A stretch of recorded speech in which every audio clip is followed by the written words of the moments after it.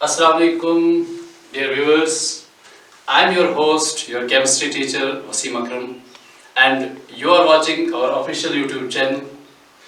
आज जो हम बात कर रहे हैं, आज हमारा जो क्लास है वो पर्टिकुलरली 11th के लिए है। तो आज हम एक इम्पॉर्टेंट टॉपिक पढ़ने वाले हैं, दैट इज मोल कंसेप्ट।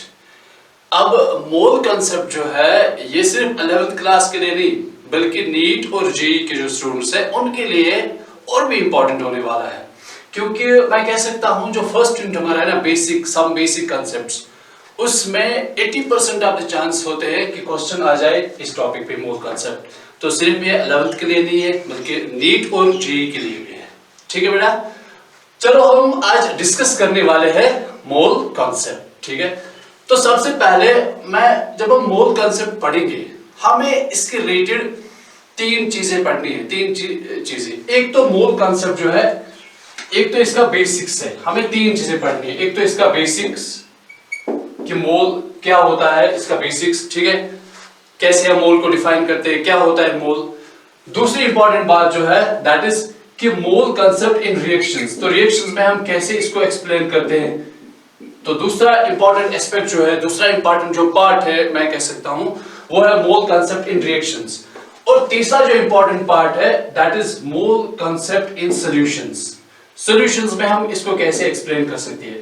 तो हमें एक्चुअली तीन चीजें पढ़नी है मोल के रिलेटेड।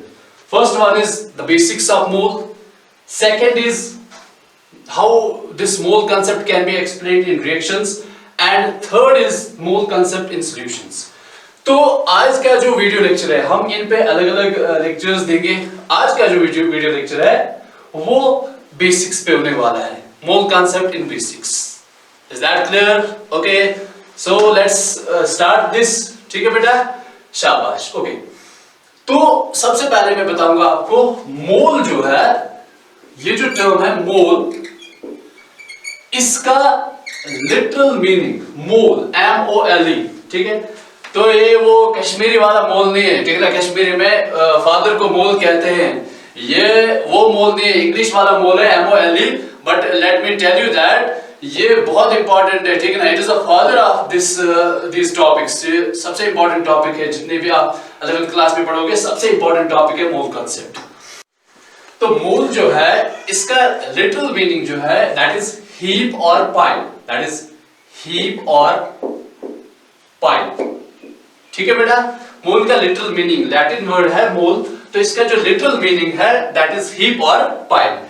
तो ये जो हीप या पाइल जो है, हम एक बड़े ढेर को कहते हैं हीप या पाइल। ओके, तो मोल जो है जैसे हम घर में कहते हैं कि यहाँ पे किताबों का बहुत बड़ा ढेर है, यहाँ पे कपड़ों का एक बहुत बड़ा ढेर है, ठीक है। इसी तरह से हम कहते हैं डस्ट का एक बहुत बड़ा ढेर है।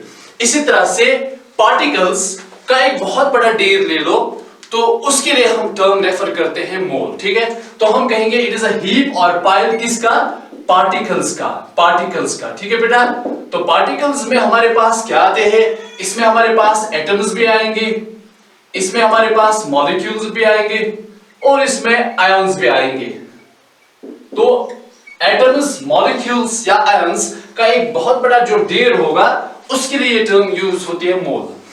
अब ये जो मोल जो है हम ये यूज टर्म क्यों करते हैं, बिकॉज आपको पता है कि एटम जो है वो एक बहुत स्मॉल पार्टिकल है। कितना स्मॉल पार्टिकल, हम नेकेड ऐसे बिल्कुल नहीं देख सकते हैं, तो बहुत स्मॉल पार्टिकल है मैटर का एटम। इस वजह से जो बहुत स्मॉल पार्टिकल होगा जो हमें नेकेड ऐसे दिखता ही नहीं है, तो उसको काउंटिंग के उसकी जो काउंटिंग करना वो बहुत मुश्किल है।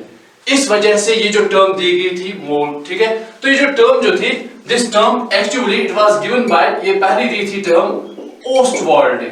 ये ओस्टवाल्ड था एक साइंटिस्ट, उसने दी थी ये टर्म 1896 में।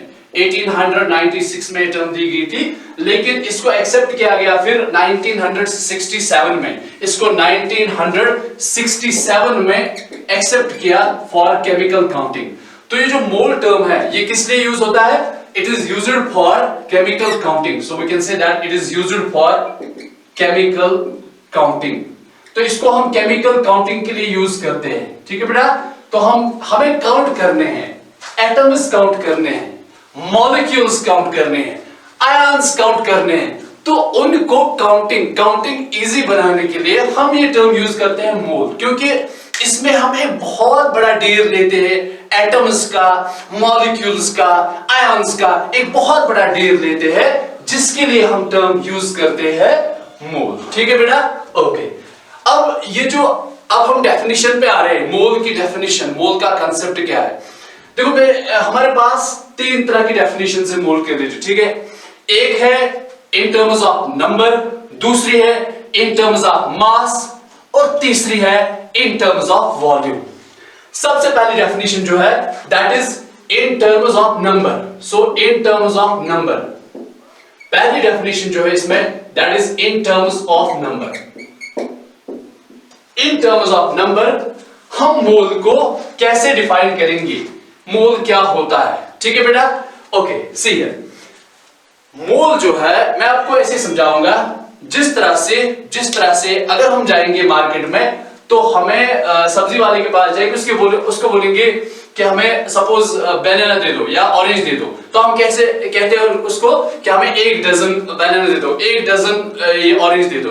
तो उसको भी पता होता है कि डजन कितने हैं। आपको भी पता है कि अगर हमारे पास 12 यूनिट्स होंगे, 12 बनानास होंगे, 12 ऑरेंज होंगे, तो ये होता है, इसके लिए यूज होती है टर्म 1 डजन। ठीक है बेटा, उसके लिए यूज होती है टर्म 1 डजन। इसी तरह से अगर हमारे पास 20 यूनिट्स होंगे, 20 चीजें होंगी, ठीक है ना, 20 यूनिट्स, 20 बुक्स, 20 पेन्स, 20 पेंसिल्स, 20 चीजें होंगी, 20 यूनिट्स होंगे, तो उसके लिए हम टर्म यूज करते हैं 1 स्क्वायर, उसको बोलते हैं 1 स्क्वायर। ठीक है। इसी तरह से अगर हमारे पास होंगे 144 यूनिट्स, 144 यूनिट्स, ठीक है, तो उसके लिए हम टर्म यूज करते हैं 1 ग्रॉस। उसके लिए क्या टर्म यूज करते हैं, 1 ग्रॉस। ठीक है बेटा, तो जैसे हम 12 चीजों के लिए, 12 यूनिट्स के लिए यूज करते हैं टर्म डजन, दर्जन, ठीक है, इसी तरह से 20 यूनिट्स के लिए यूज करते हैं टर्म 1 स्क्वायर। इसी तरह से 144 यूनिट्स के लिए टर्म यूज करते हैं 1 ग्रॉस। सो सिमिलरली हम इतने number of particles 6.023 into 10 raised power 23, 6.023 या 22 भी लिखा होता है कहीं पे, 6.023 into 10 raised power 23। अगर हमारे पास इतने नंबर ऑफ पार्टिकल्स होंगे, मैं एक बार फिर से रिपीट करूंगा, कितने, 6.023 into 10 raised power 23। तो अगर हमारे पास इतने नंबर ऑफ पार्टिकल्स होंगे, इतने नंबर ऑफ एटम्स होंगे, इतने नंबर ऑफ मॉलिक्यूल्स होंगे, इतने नंबर ऑफ आयंस होंगे, तो उसके लिए हम टर्म यूज करते हैं 1 मोल। तो यहां पर हम टर्म यूज करते हैं 1 मोल। तो अब आपको आ गया होगा समझ कि मोल में बहुत सारे नंबर ऑफ एटम्स या मॉलिक्यूल्स को एक साथ जमा किया गया है। तो 6.023 into 10 raised power 23 ये बहुत बड़ा नंबर है, क्योंकि आपको एक और उसके बाद 23 जीरोस डालने हैं, उससे मल्टीप्लाई करना है 6.023 से। तो आप समझ सकते होंगे कि ये कितना बड़ा नंबर होगा। ठीक है मेरा बेटा, तो ये बहुत बड़ा नंबर है, 6.023 into 10 raised power 23। इतने नंबर ऑफ पार्टिकल्स, इतने नंबर ऑफ एटम्स, इतने नंबर ऑफ मॉलिक्यूल्स या आयंस के लिए हम टर्म यूज करते हैं 1 मोल। Is that clear?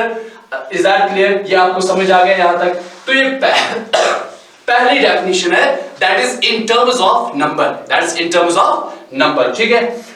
अब अगर हमें इन टर्म्स ऑफ नंबर कैलकुलेट करने होंगे कि मोल्स कितने, हम कैसे कैलकुलेट कर सकते हैं, ठीक है, तो मैं पहले आपको ये बोलूंगा, ये जो नंबर यहां पे मैंने लिखा 6.023 into 10 raised power 23, तो इसको हम बोलते हैं एवोगैड्रोस नंबर। इसको हम बोलते हैं एवोगैड्रोस नंबर। इसको हम बोलते हैं एवोगैड्रोस नंबर। इसको हम सिंपली रिप्रेजेंट करेंगे, ऐसे लिखेंगे हम n, कैपिटल N, यहां पे सबस्क्रिप्ट a, ठीक है ना, तो NA लिखेंगे हम इसको। तो इस नंबर को हम बोलते हैं 6.023 into 10 raised power 23। इस नंबर को हम बोलते हैं एवोगैड्रोस नंबर। ठीक है बेटा, ओके। नाउ सी, अब अगर हमें कैलकुलेट करने होंगे, सी हियर,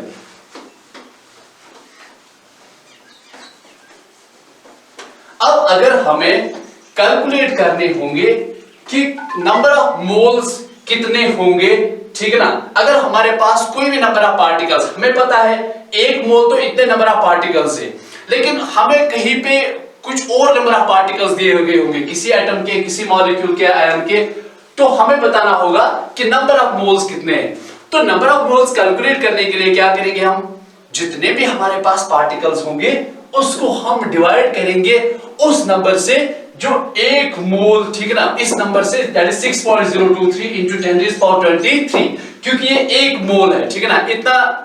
ये जो एवोगैड्रोस नंबर है, दिस इज 1 मोल। तो इस नंबर से इसको डिवाइड करेंगे हम। जब हम इस नंबर से इसको डिवाइड करेंगे तो हमें निकल जाएगा नंबर ऑफ मोल्स। तो मैं यहां पे लिख सकता हूं formula that number of moles अगर हमें यहां पे कैलकुलेट करने होंगे, नंबर ऑफ मोल्स, ठीक है ना, इसको हम डिनोट करेंगे स्मॉल n से।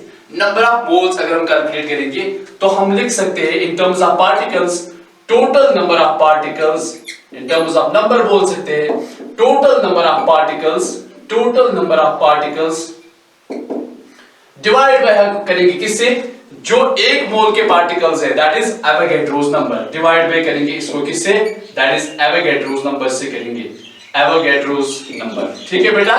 तो हम एवोगैड्रोस नंबर से, यानी कि इस नंबर से डिवाइड करेंगे तो हमें टोटल नंबर ऑफ पार्टिकल्स जितने भी होंगे तो इस नंबर से डिवाइड करेंगे, we can calculate number of moles.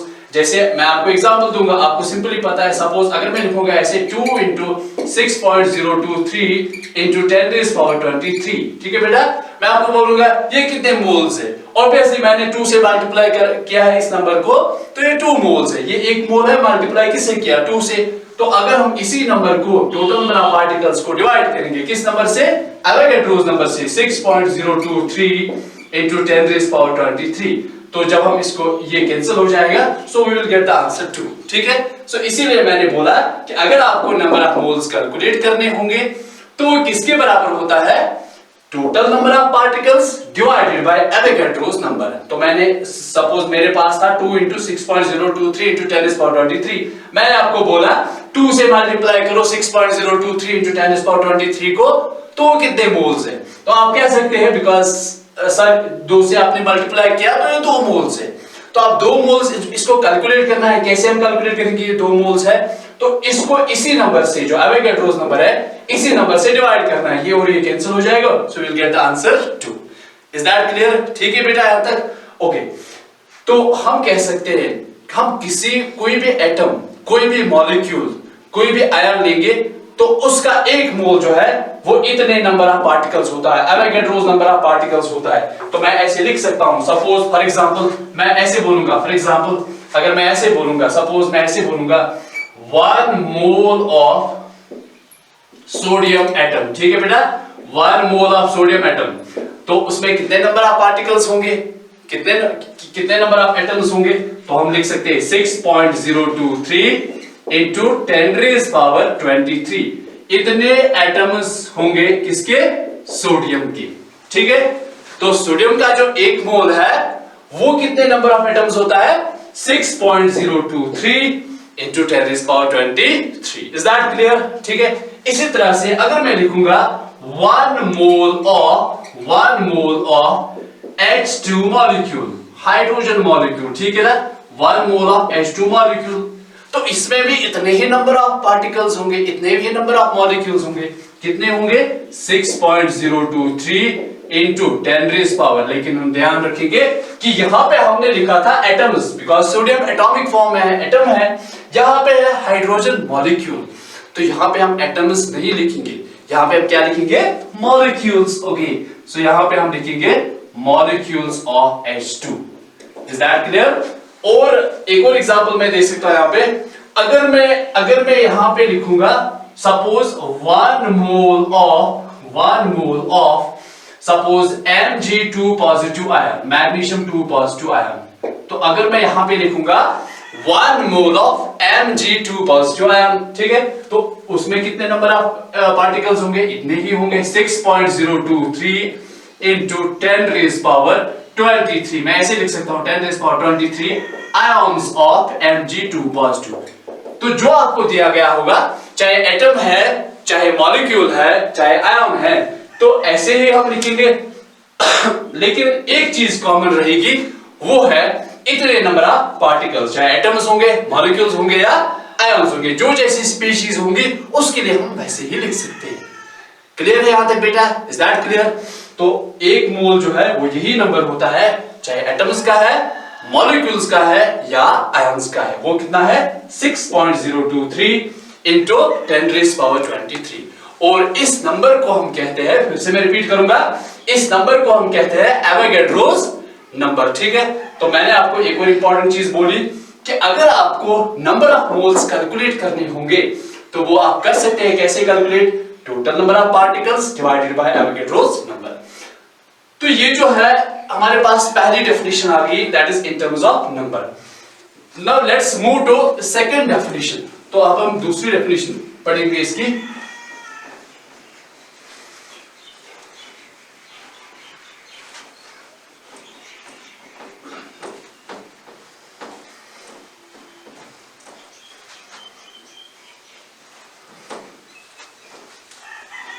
Okay, see here. अब हम पढ़ने वाले हैं यहां पे दूसरी डेफिनेशन मोल की। सेकंड डेफिनेशन जो है, सेकंड डेफिनेशन जो मोल की है, second definition that is in terms of mass. Mole in terms of mass, in terms of मास। शाबाश। देखो बेटा इधर, तो इन टर्म्स ऑफ मास हम कैसे डिफाइन करेंगे मोल को? See here, in terms of मास हम कहते हैं मोल जो है वो किसी भी सब्सटेंस का, कोई किसी भी सब्सटेंस का उतना अमाउंट है जो इक्वल होगा किसके? हम कहते हैं ग्राम एटॉमिक मास या ग्राम मॉलिक्यूलर मास। तो 1 मोल जो होता है इन टर्म्स ऑफ मास हम कहेंगे 1 मोल किसके बराबर होता है? ग्राम एटॉमिक मास, और हम लिख सकते हैं ग्राम एटॉमिक मास और gram molecular mass, gram molecular mass, ग्राम एटॉमिक मास और ग्राम मॉलिक्यूलर मास। तो अगर आयनिक होगा उसके लिए भी एटॉमिक मास टर्म यूज कर सकते हैं, क्योंकि आपको पता है आयन और एटम में डिफरेंस ये होता है कि आयन जो होता है वो एक चार्ज्ड एटम होता है। ठीक है बेटा, शाबाश। तो हम डेफिनेशन जो है इन टर्म्स ऑफ मास, दूसरी डेफिनेशन जो है 1 मोल जो होता है वो किसके बराबर होता है? ग्राम एटॉमिक मास और ग्राम मॉलिक्यूलर मास। ठीक है, अब ये ग्राम एटॉमिक मास, चूंकि एटॉमिक मास आपको पता है, एटॉमिक मास जो है ना, ठीक है ना, हम डिटेल्स में इसके रिलेटेड आगे पढ़ने वाले हैं, एटॉमिक मास और मॉलिक्यूलर मास के रिलेटेड। ठीक है ना, तो हमने मास नंबर उसका कंसेप्ट लिया था, हमने आइसोटोप्स और आइसोबार्स पढ़े थे, उसमें मैंने आपको थोड़ा सा बोला था कि मास नंबर क्या होता है। ठीक है ना, तो अगर हम यहां पे बात करेंगे ग्राम एटॉमिक मास, अगर हम किसी भी एलिमेंट का, सपोज फॉर एग्जांपल मैं लिखूंगा कोई भी एलिमेंट, कोई भी मॉलिक्यूल लेंगे हम यहां पे, सपोज मैं लूंगा यहां पे कार्बन। आपको पता है कार्बन का एटॉमिक मास जो है वो है 12। कितना है? 12। अब 12 हम यूनिट्स लिखते हैं AMU या यूनिफाइड मास U, लेकिन यहां पे मैं लिखूंगा 12 ग्राम्स। क्या लिखूंगा? 12 ग्राम्स। ये जो 12 ग्राम्स जो है कार्बन का, वो हो गया इसका 1 मोल। मेरी बात समझ आ रही है? तो इसीलिए मैंने बोला 1 mole of a substance is equal to gram atomic mass और ग्राम मॉलिक्यूलर मास। तो कार्बन का जो 1 मोल है वो कितने ग्राम्स होता है? 12 ग्राम्स। ठीक है ना, शाबाश। 1 मोल कार्बन एटम का कितने ग्राम्स होता है? 12 ग्राम्स। ठीक है बेटा, इसी तरह से अगर मैं बोलूंगा सपोज ऑक्सीजन मॉलिक्यूल का 1 मोल, O2 मॉलिक्यूल का 1 मोल, आपको पता है ऑक्सीजन का एटॉमिक मास कितना है? 16, लेकिन यहां पे कितने ऑक्सीजन एटम्स है? 2, तो एक का है 16, 2 के कितने होंगे? 32। यही 32 मैं ग्राम्स में लिखूंगा तो ये बन जाएगा 1 mole of oxygen molecule. Is that clear? तो किसी भी मॉलिक्यूल का या किसी भी एटम का 1 मोल जो होता है वो उसके एटॉमिक मास या उसके मॉलिक्यूलर मास के बराबर होता है। तो इन दोनों के लिए जो एटॉमिक मास और मॉलिक्यूलर मास है ना, इन दोनों के लिए मैं एक ही वर्ड यूज करूंगा, we will say molar mass. इसके लिए हम यूज करेंगे क्या? Molar mass. ठीक है ना बेटा, मोलर मास। तो मोलर मास क्या होता है? मास ऑफ 1 मोल ऑफ सब्सटेंस। किसी भी सब्सटेंस का किसी भी सब्सटेंस का 1 मोल जो होगा उसको हम कहेंगे, किसी भी सब्सटेंस जो है अगर हम उसका 1 मोल लेंगे तो उसका जो मास होगा उसी मास को हम कहते हैं molar mass. So this is the mass of 1 mole of substance. Simply mass of 1 mole of substance. Mass of 1 mole of substance. ठीक है बेटा यहां तक? Is that clear? Are you getting me? Are you following? Okay. So molar mass जो होता है that is mass of 1 mole of substance. ठीक है यहां तक? शाबाश. तो कार्बन का एटॉमिक मास 12 है, 12 ग्राम्स, लेकिन इसको ग्राम्स में लिखना है, 12 ग्राम्स. ठीक है ना? तो यहां पे मैंने लिखा 32 ग्राम्स, वो ऑक्सीजन मॉलिक्यूल का 1 मोल है. इसी तरह से मैं लिखूंगा सपोज CO2 में, कार्बन डाइऑक्साइड में. आपको पता है इसका जो मॉलिक्यूलर मास है, क्योंकि कार्बन का मास है 12 प्लस ऑक्सीजन के 2 एटम्स है यहाँ पे, हो गए 32. तो इसको आप ऐड करेंगे, ये बन जाएगा 44. तो 44 ग्राम्स में लिखूंगा मैं. तो it means this is 1 mole of CO2. This is 1 mole of CO2. Is that clear? शाबाश. नाउ अब अगर हम यहां पे कैलकुलेट करेंगे नंबर ऑफ मोल्स, अगर हम कैलकुलेट करेंगे नंबर ऑफ मोल्स, तो ये हम कैलकुलेट कर रहे हैं इन टर्म्स ऑफ मास. ठीक है ना? Number of moles in terms of मास अगर हम कैलकुलेट करेंगे तो हम कैसे कर सकते हैं कैलकुलेट, कैसे एक्सप्रेस कर सकते हैं? तो हम कहते हैं जितना भी मास होगा किसी एटम का या मॉलिक्यूल का, उस मास को हमें डिवाइड करना है 1 मोल के मास से. जितना उसका 1 मोल का मास होगा उस मास से हमें डिवाइड करना है. ठीक है ना? जिसको हम बोलते हैं मोलर मास. ठीक है ना? तो उस मास से हमें डिवाइड करना है, we can get the number of moles. ठीक है ना? तो हम लिख सकते हैं number of moles in terms of mass. जब हम बात करेंगे तो ये होता है total mass of substance, total mass of substance divided by molar mass, divided by molar mass. ठीक है ना? तो ये जो फॉर्मूलाज है ये इंपॉर्टेंट है. सो आगे जब आप न्यूमेरिकल्स करोगे तो वो आपको इस बेस पे होंगे ज्यादा से. ठीक है ना? जो नंबर ऑफ मोल्स आप कैलकुलेट कर रहे हैं, चाहे इन टर्म्स ऑफ नंबर, चाहे इन टर्म्स ऑफ मास या इन टर्म्स ऑफ वॉल्यूम. ठीक है? सो इन टर्म्स ऑफ मास हम बोल रहे हैं यहां पे नंबर ऑफ मोल्स जो है वो किसके बराबर होता है? टोटल मास ऑफ सब्सटेंस, चाहे एटम है, मॉलिक्यूल है, आयन है, कुछ भी है, divided by molar mass, divided by molar. मैं आपको ऐसे समझाऊंगा. फॉर एग्जांपल अगर मैं लिखूंगा, आपको पता है कार्बन एटम जो है इसके 12 ग्राम्स कितने मोल्स है? 1 मोल है ना? तो अगर मैं लिखूंगा 12 ग्राम्स की जगह मैं लिखूंगा 24 ग्राम्स ऑफ कार्बन. ठीक है ना? मैं आपको बोलूंगा बेटा मुझे बताओ कि ये कितने मोल्स है. आप एकदम से जवाब देंगे सर 12 ग्राम 1 मोल है, तो इसका मतलब है 24 ग्राम्स 2 मोल्स है. ठीक है? लेकिन आप कैलकुलेट हमें दिखाना है कि ये कितने मोल्स है, 2 मोल्स. तो हम क्या करेंगे, हम इसको इसके एटॉमिक मास से, जो इसका मोलर मास है, 1 मोल का जो मास है, इसी मास से डिवाइड करेंगे. मेरा बेटा समझ आ रहा है आपको? जो 1 मोल का मास है इसी मास से इसको हम डिवाइड करेंगे. जब हम डिवाइड करेंगे ना इसको 12 से, तो हमारे पास वैल्यू जो है वो 2 आ जाएगा. तो it means that 24 grams 2 moles है. लेकिन कैसे कैलकुलेट करेंगे?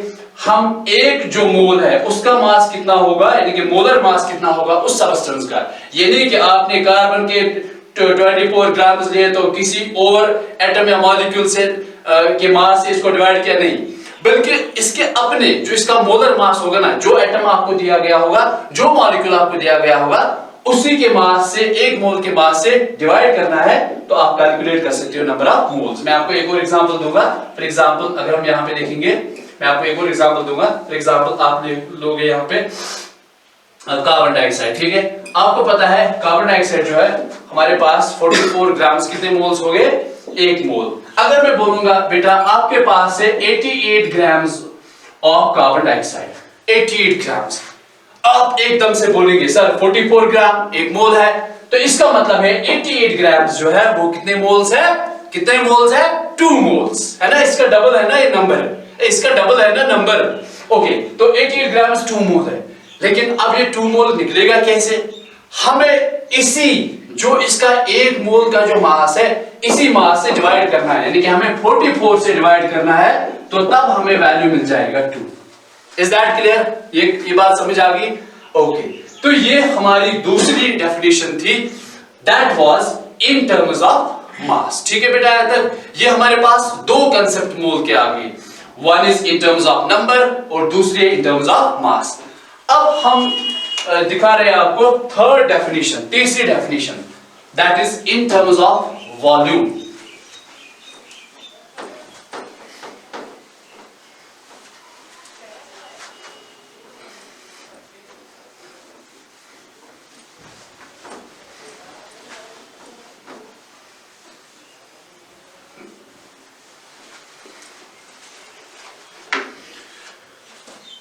तो तीसरी जो डेफिनेशन है हमारे पास, थर्ड डेफिनेशन जो है, that is in terms of volume. In terms of volume, शाबाश। देखो बेटा यार, इन टर्म्स ऑफ वॉल्यूम तीसरी डेफिनेशन हमारे पास है कि इन टर्म्स ऑफ वॉल्यूम हम मोल को कैसे डिफाइन कर सकते हैं। तो हम जो पढ़ रहे हैं ना, ये सारा मोल का बेसिक है, इसकी डेफिनेशन है। हमने दो डेफिनेशन पढ़ी, अब हम तीसरी डेफिनेशन पढ़ रहे हैं, इन टर्म्स ऑफ वॉल्यूम। तो पहले मैं आपको ये बोलूंगा, ये जो डेफिनेशन है ये पर्टिकुलरली एप्लीकेबल है गैसेस के लिए। तो गैसेस के लिए एप्लीकेबल होती है डेफिनेशन। ठीक है बेटा, तो हम कहते हैं इन टर्म्स ऑफ वॉल्यूम हम मोल को डिफाइन करते हैं कि अगर हम लेंगे एक किसी भी गैस का, ठीक है ना, उतना अमाउंट जो ऑक्यूपाई करेगा 22.4 लीटर्स। कितने ऑक्यूपाई करेगा? 22.4 लीटर्स, लेकिन एट एसटीपी। तो मोल जो है हम डिफाइन करते हैं इन टर्म्स ऑफ वॉल्यूम, किसी भी गैस का उतना अमाउंट जो ऑक्यूपाई करेगा, मतलब जो इतनी जगह घेरेगा कि इतना वॉल्यूम ऑक्यूपाई करेगा, कितना? 22.4 लीटर्स। इतना वॉल्यूम किसी भी गैस का, उसको हम कहेंगे एक मोल। लेकिन ये एसटीपी का मतलब आपको पता होगा, standard temperature and pressure conditions. तो एसटीपी कंडीशंस अगर हम देखेंगे, स्टैंडर्ड टेम्परेचर और प्रेशर, तो टेम्परेचर कितना होता है? स्टैंडर्ड टेम्परेचर 0 डिग्री सेल्सियस, ठीक है ना, या जिसको हम अप्रोप्रिएटली कहेंगे जो 273 केल्विन होगा। तो करेक्ट वैल्यू है 273.15, लेकिन हम लिख सकते हैं 273 केल्विन, ठीक है ना, for the sake of calculation. तो टेम्परेचर 0 डिग्री सेल्सियस होना चाहिए या 273 केल्विन होना चाहिए, ठीक है ना। ओके, इसी तरह से अगर हम देखेंगे प्रेशर जो है वो कितना होना चाहिए?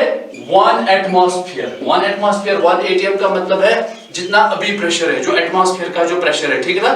तो वो प्रेशर जो है 1 एटमॉस्फेयर प्रेशर, उसको हम कहते हैं स्टैंडर्ड प्रेशर, और जो 0 डिग्री सेल्सियस उसको हम कहेंगे स्टैंडर्ड टेम्परेचर। ठीक है बेटा, ओके। या हम ऐसे भी लिख सकते हैं, और we can write like this, 760 millimetre of mercury. So millimetre of mercury में अगर हम इस प्रेशर को लेंगे तो कितना होता है? 760, ठीक है ना, 760 millimetre of mercury. Is that clear? शाबाश बेटा। अब देखिए आप यहाँ पे, तो मेरी सेहत जो है ठीक नहीं है, ठीक है ना, तो मैं थोड़ा बीमार भी हूँ, लेकिन उसके बावजूद मैं आप लोगों के लिए ये वीडियो, ठीक है ना, रिकॉर्ड लेक्चर, ये जो लेक्चर है रिकॉर्ड कर रहा हूँ, ठीक है बेटा, शाबाश। तो अब हम आएंगे मोल पे। हमने बोला किसी भी गैस का उतना वॉल्यूम जो ऑक्यूपाई करेगा 22.4 लीटर्स, बट एट एसटीपी, उसको हम कहेंगे 1 मोल। तो मुझे लिखना होगा, फॉर एग्जांपल मैं लिखूंगा 1 मोल ऑफ किसी भी गैस का, 1 मोल ऑफ सपोज N2, ठीक है ना, तो ये कितने ऑक्यूपाई करेगा? 22.4 लीटर्स एट एसटीपी, ठीक है ना। तो मैं लिखूंगा इसी तरह से एग्जांपल 1 मोल ऑफ सपोज मैं लिखूंगा 1 मोल ऑफ CO2 गैस, ठीक है ना, तो ये कितना ऑक्यूपाई करेगा? 22.4 लीटर एट एसटीपी। तो कोई भी गैस ले लो, कोई भी गैस ले लो आप, वो इतना ही ऑक्यूपाई करेगा, कितना? 22.4 लीटर्स। Is that clear? तो इस वॉल्यूम जो है ना 22.4 लीटर, इस वॉल्यूम को हम कहते हैं, क्योंकि ये 1 मोल का वॉल्यूम है, जिस तरह से हम 1 मोल के मास को कहते हैं मोलर मास, इसी तरह से 1 मोल के वॉल्यूम को हम कहते हैं मोलर वॉल्यूम।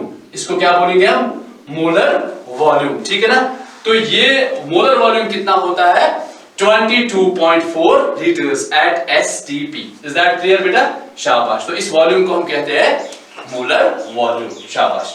अब अगर हमें यहां पे निकालने होंगे नंबर ऑफ मोल्स, अगर हमें निकालने होंगे नंबर ऑफ मोल्स, ठीक है ना, n in terms of volume, number of moles अगर हम निकालेंगे तो हम कैसे लिखते हैं वो, हम कहते हैं कि जितना भी हमें टोटल वॉल्यूम दिया गया होगा, गैस का जो टोटल वॉल्यूम होगा, उस वॉल्यूम को हम एक मोल के वॉल्यूम से डिवाइड करेंगे, एक मोल के वॉल्यूम से डिवाइड करेंगे, so we can get number of moles. तो हम लिखेंगे यहां पे that will be equal to total volume